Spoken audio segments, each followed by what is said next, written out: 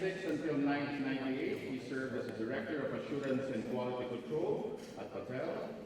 Prior to being promoted to Business Implementation and Portfolio Manager in 2012, he worked as a Product Manager at Bio-Iberica until 2003.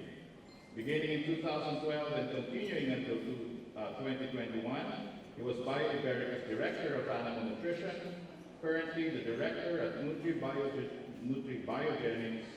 Let us all give a warm welcome to Dr. Xavier Cordoba.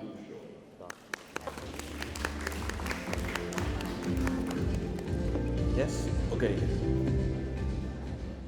Well, first of all, thank you. This is the second time that I did a speech. This speech is going to be related with immunonutrition. Let me...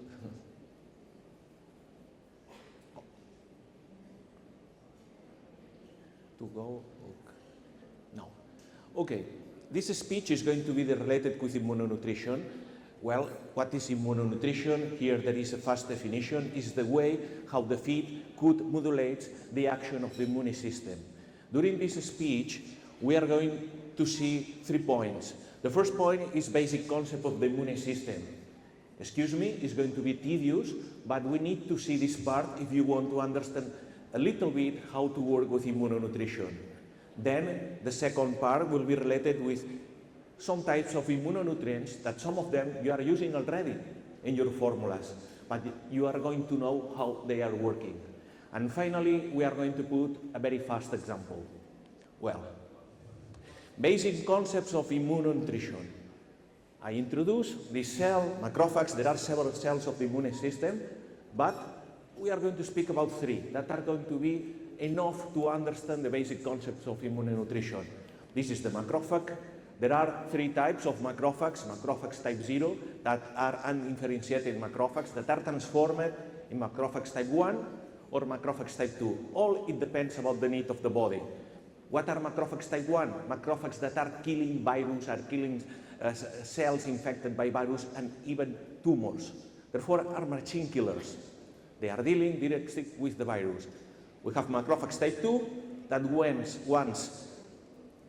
the macrophage type 1 has destroyed a lot of bacteria, virus, and even our own body, they are detecting tissues or parts of tissues, and they start to produce some such of immunomodulation that is reducing the inflammation, because otherwise the response of the macrophage type 1 could kill us.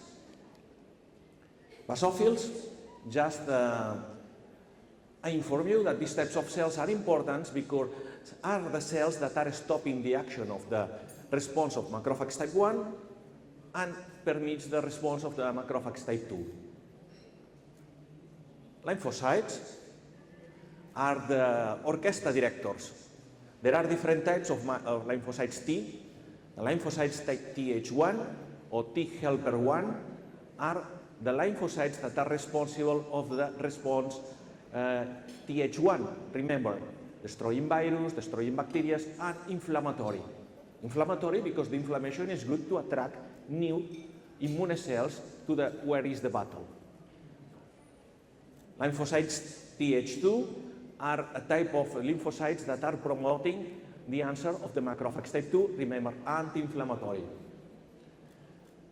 We are not going to see in detail, but there are another types of macrophages that are LTH17 and LTH regulators that are balancing the immune answer. Well, this is probably the most complicated part of the meeting, but it's necessary to understand just a little bit how it's working. We have the passive defense.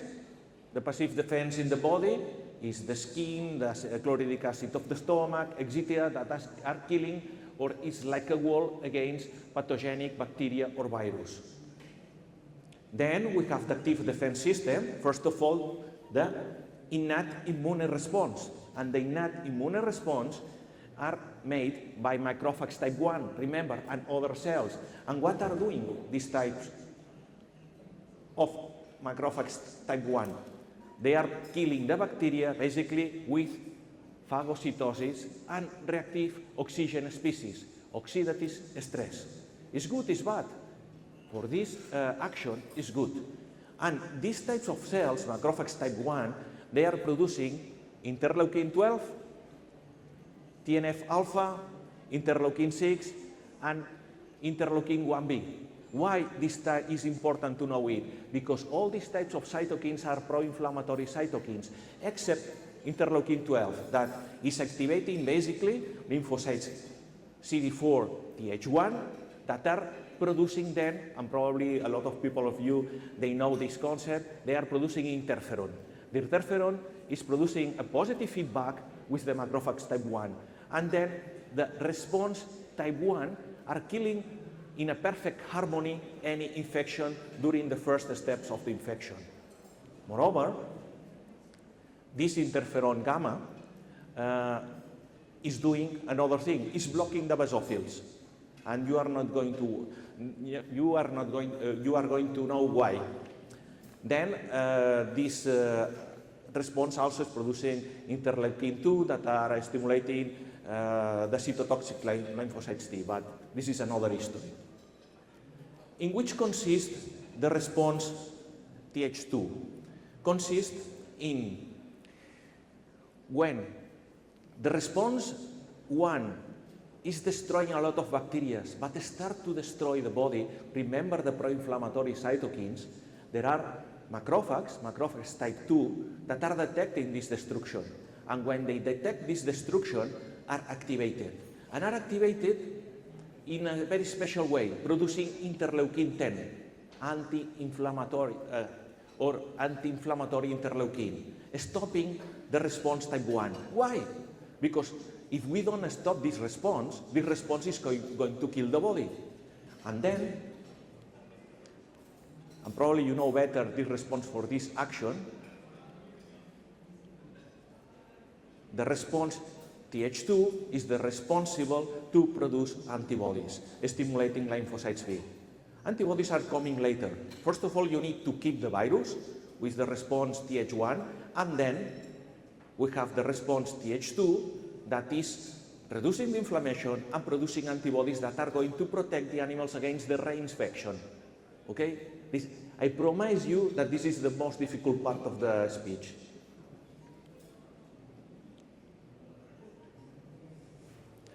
Very fast, passive defense system, based in skin, scales, acids, etc.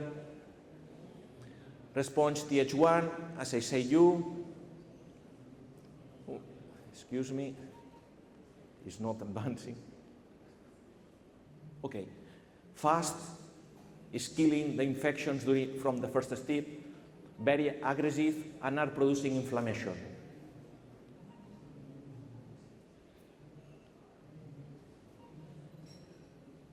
Response Th2, remember, is slow, but is very special to avoid reinfections in the future, is producing antibodies, and it's anti-inflammatory.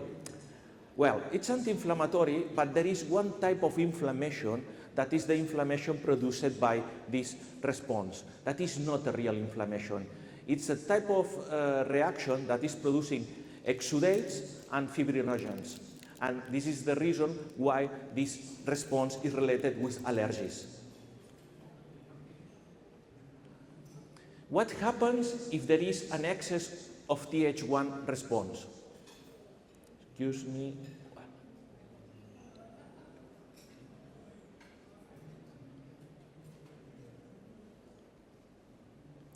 I want to show all. If there is an excess of Th1 response, we are going to have oxidative stress and a lot of inflammation. And what is going to happen? This oxidative stress is going to stimulate the central nervous system, that is going to stimulate the adrenal gland, and is going to produce cortisol. And this cortisol is going to produce immunosuppression. And this is a mechanism that is protecting the body against the auto-destruction. Therefore, finally, an excess of Th1 answer is going to produce immunosuppression. And as I said you before, excuse me,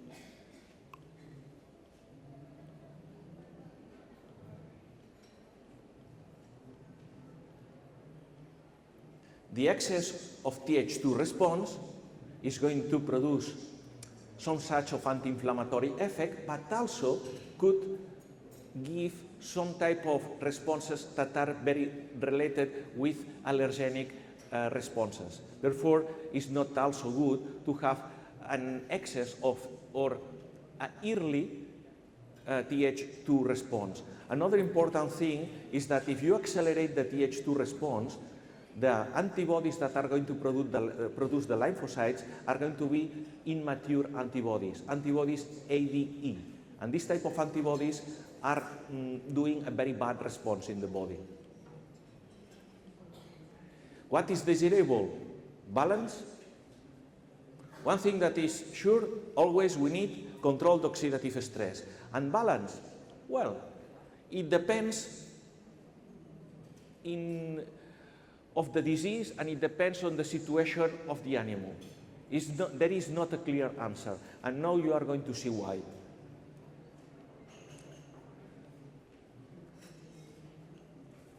For instance, here you have reasons of persistent imbalance that never is good, an imbalance. You see an imbalance, a lot of response Th1, chronic infections, certain intracellular infections, intense vaccination periods, rancid fats, diets with a lot of oxidation or poor in antioxidants are producing a super Th1 response. Or young immature animals, diets with allergenic, for instance, proteins of soya, or high levels of mycotoxins, or excessive use of antibiotics are producing this type of excess of Th2 response. Therefore, if we have a problem related, for instance, with hypersensitive genetics that are producing some such of allergenic reactions to soy, we will need to push the Th1 response because there is an excess of Th2 response. But in the case of chronic infections and intestinal dysbiosis, we need to reduce the Th1 response and promote the Th2. And this is something that will be necessary to know everything that we will design a diet focused in immunonutrition. Immunonutrients. This is much easier than the part that we have seen until now. Well, excuse me. The first, everybody knows the effect of omega-3, long-chain omega-3 like EPA, DHA are produced by algae, then the fish, they are eating the algae, and commonly the fish meal and other origins are very rich in this type of nutrients. These types of nutrients, what is the mode of actions? They are competing with the arachidonic acid with the cyclooxygenase and lipoxygenase.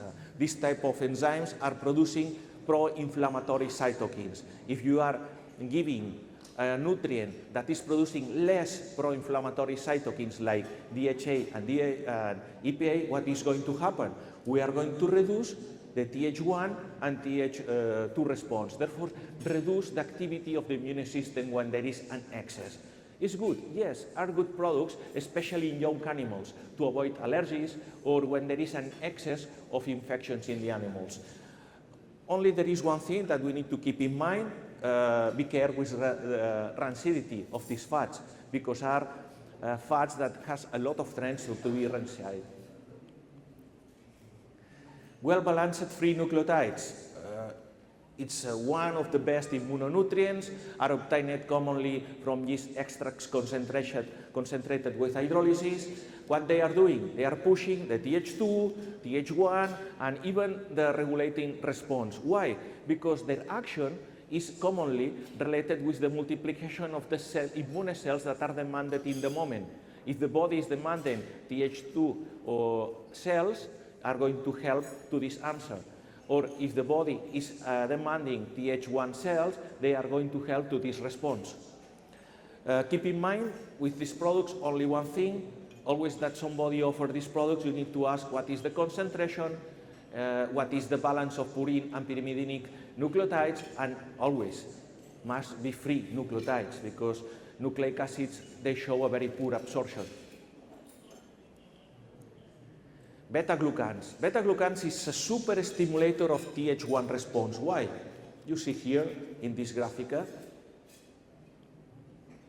Easy. Excuse me. Okay. They are linked to the dectin-1 receptors or toll-like receptors 1 or 4, and what they are doing, they are stimulating the macrophages.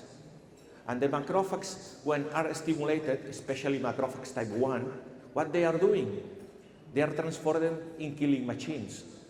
They are producing cytokines, they are producing reactive oxygen species, therefore they are pushing the Th1 response, are very efficient if you want to kill virus.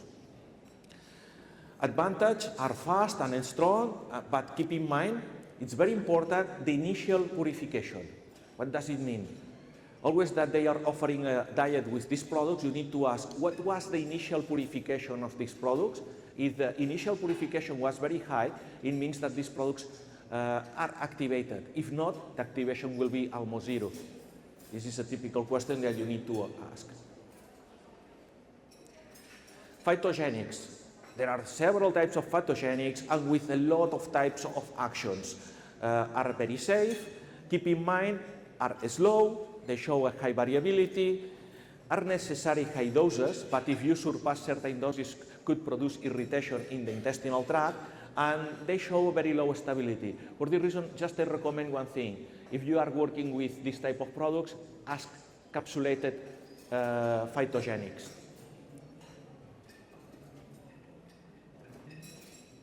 Examples of direct action.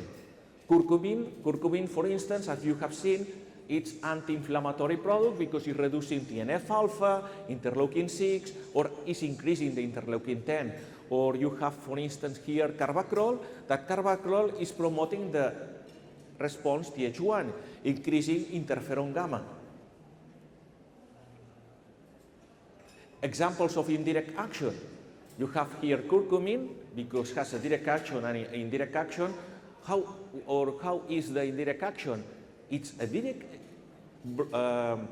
a molecule that is blocking directly the NF-kappa beta, that is the responsible to activate the response Th1. This is one of a typical example of multitasking phytogenic, and also shows antimicrobial effects. This is a trial made in University of Madrid, for instance, with a product with capsulated curcumin that shows how it's able to reduce the TNF-alpha in piglets. TNF-alpha, remember, that is a pro-inflammatory cytokine. Probiotics. Probiotics are alive microorganisms. These alive microorganisms are arriving to the intestinal tract, are creating a good ecosystem in the intestinal tract, and are permitting a good development of the immune system. If you permit a good development of the immune system, you are going to have especially a very good Th2 response and T-regulating response. Well, are working basically to permit or giving more time to a better and mature Th2 response. That remember, that is the response that is coming after the Th1. Keep in mind, they are very sensitive to temperature, gastric acid action, and antibiotics. But there are another alternatives. You could work with prebiotics. Prebiotics are feeding probiotics and commonly are very resistant to the temperature and also to the chlorhydric acid to the stomach. We have fructooligosaccharides, galactoligosaccharides, or mannanoligosaccharides. The advantage, as I said, are very stable, and then keep in mind, they are slow in action, and they need to find the correct microflora in the intestine.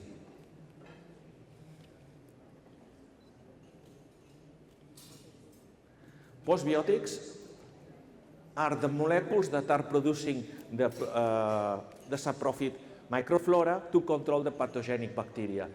Some easy examples: butyric acid, lactic acid, propionic acid, bacteriocins.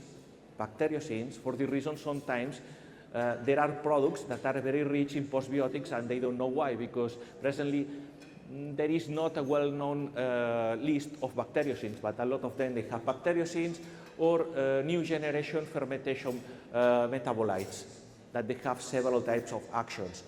These products, combined also with functional organic acids that sometimes are the same, they achieve a good effect and fast effect in the intestinal tract, promoting a good development of the probiotic or saprophyte bacteria. Keep in mind, they have limited effect on immature intestines. You need to have a mature intestine to have a very good effect with these products. Vitamins, everybody knows how they are working. Here I have chosen antioxidant vitamins.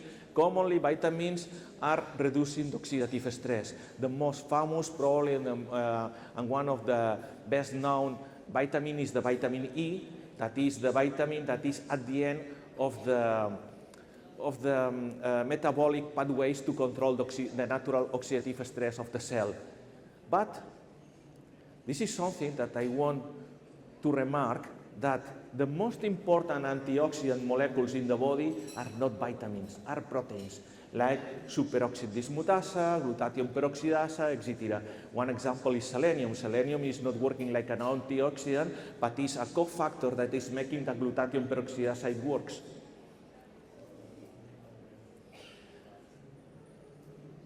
Precise peptidic modulators is another type of products. They could obtain it by fermentation, by hydrolysis, etc. And they have all types of actions. What they are doing, there are certain peptides, like for instance these peptides. This is peptides that, for instance, we are producing in our company that are immunomodulators. For instance, the first peptide is reducing the Th1 response. The second is increasing the Th1 response, and we have different peptides that are promoting the development of the immune system. We have different mode of actions, and the advantage are very stable because are short, are very stable to the temperature, acid, etc. Keep in mind, if there is a company that wants to sell you peptides, always ask, this is just an advice, which? It's easy. Which peptides have you have your product?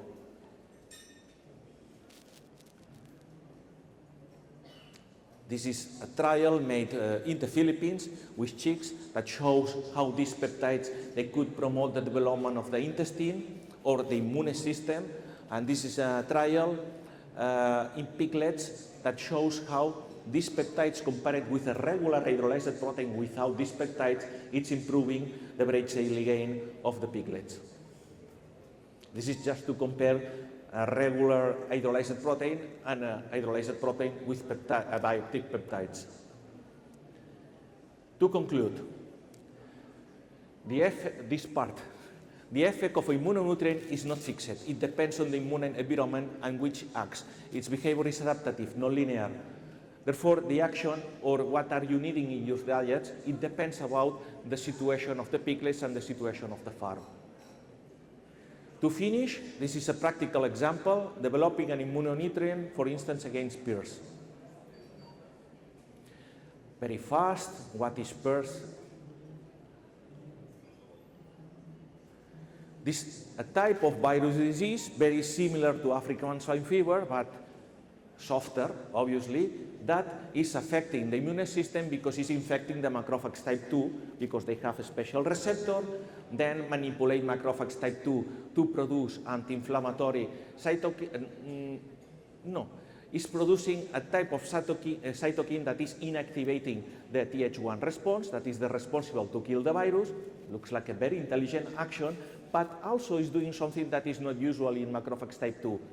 It's producing pro-inflammatory or local cytokines to attract new victims, that is TNF-alpha. Therefore, it's blocking the cells that could kill the virus, but also is attracting new victims to the place where is the infection that starts in the lung. One curiosity, in the placenta, in the chorionic union, there are some cells that the name is Hofbauer cells that are macrophages type 2.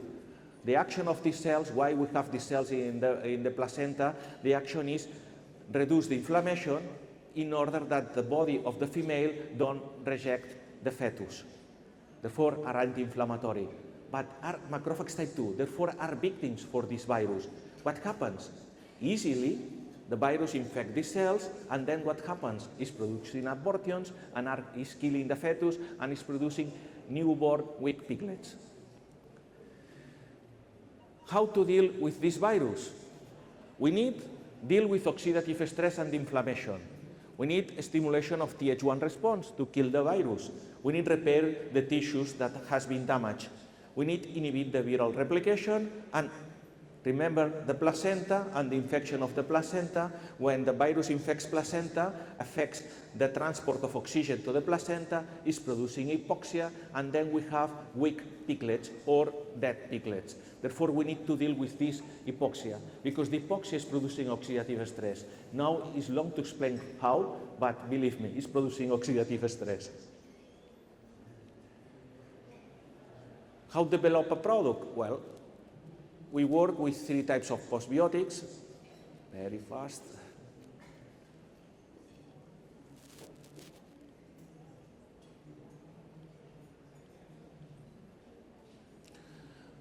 We have worked with 3 types of postbiotic. One postbiotic is activating very fast and very strong the macrophage type 1. Remember that are the only cells that are killing this type of virus.